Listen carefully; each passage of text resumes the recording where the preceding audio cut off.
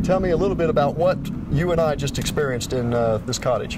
What we try to do in a cottage like this is set up a scenario to recreate a fire in the most realistic setting that we can, like you would actually experience in a home or a business. It was pretty hot in there, right? It was. That was very, very realistic. Out of the few fires we did, the first couple were fairly hot. The last one was pretty realistic to a true house fire or a structure fire. Because we had fires in different rooms that we had to find. Two different rooms we did, and then the hay generates a pretty good smoke environment, so it's hard to see, low visibility, a lot of heat, so very realistic to a true environment of a fire. And of course the sweat that we both got on us, pretty much a testament of how hot it was. Another day at the office. This is what you guys train on all the time, and y'all keep trained on this stuff. Your rookies come in and train on this stuff. And we have another thing that we're going to do here in a minute, and in this building here, we're going to simulate a firefighter rescue. You're going to be on a RIT team, a rapid intervention team, and as part of that team, we're going to go in and actually drag that firefighter out to the rescue environment, locate him, assess him, get him air if we need to, and then get him outside to a safer environment. And we're going to do all of this totally blindfolded. That is correct. We're going to black your mask out and give you the true feel, pretty much like if you were in the cottage. If you had a thick smoke, high heat, well, by blacking out your mask, we make it where it's all by hand feel, so that you do search the appropriate way, know your location, you don't get lost. All the important things to keep our job safe.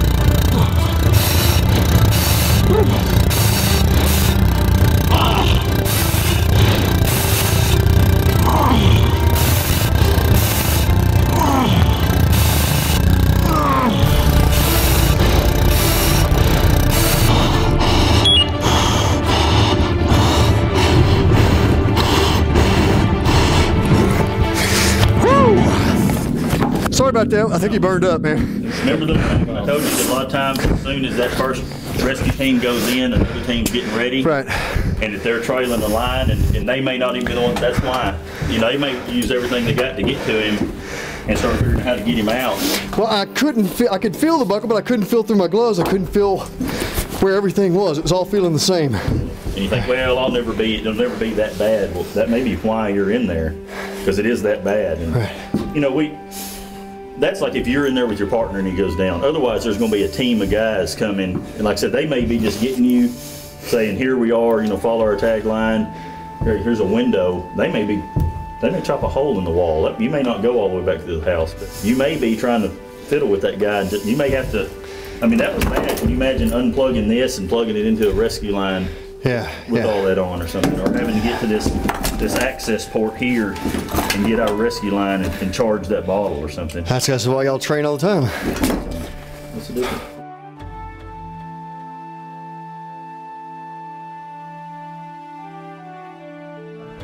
In a fire situation such as this, if somebody finds themselves in that situation, I guess what we need to do is we need to, of course, get down as low as you can. That is correct. That is correct. All your fresh air, your heat rises, so your heat, your bad air, your carbon monoxide is going to be on the upper levels. Is your thermal lower, so the safest place that you can be is down low, looking for any type of light without showing exit, whether it be a doorway or a window, and get to that location. Stay as low as you can.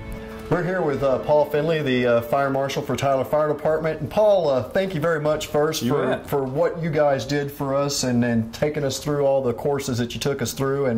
And that what I did today is an intricate part of what your firefighters go and train all the time on, correct? That is correct. You got a little dose of some of the entry-level training, but our training never stops, and we have to stay good at what you've experienced today.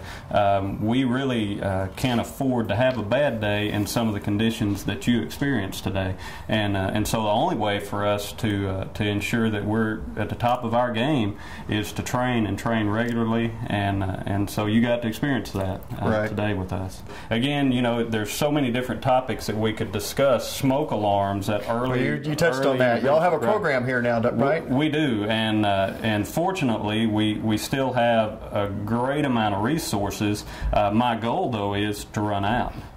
My goal is for every home in the city of Tyler to have adequate smoke alarm coverage in their home. We do have a program running within the fire department that typically runs year-round, thanks to some very generous donations from the Rotary clubs here in Tyler.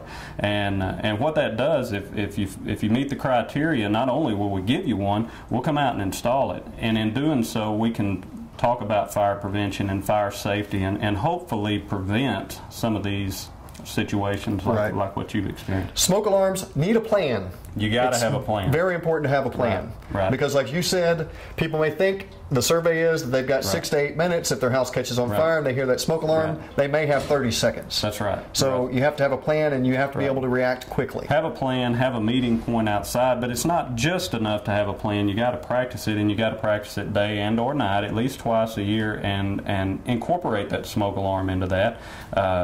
Your kids need to be involved. They need to know what to do, where to go. Smoke alarm goes off, get low and get out. They told you kind of what was going to take place. You had a good idea. What surprised you once you got in there? Well, one of the things was I thought I had the fire out, and as I started to leave the room, big old huge fire flashed up, and of course I just had to spin around, you know, and hit it again with water. I have a profound respect for these guys, for what they do.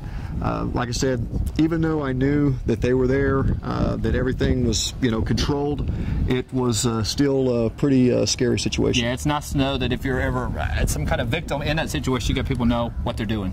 And these guys definitely know what they're doing. Our Tyler firefighters, our volunteers, they're all trained for this stuff, so they know what they're doing. Okay, Paul, thank you very much. Thank all you guys at the Tyler Fire Department for all your help, and I hope that y'all heard what the fire marshal said.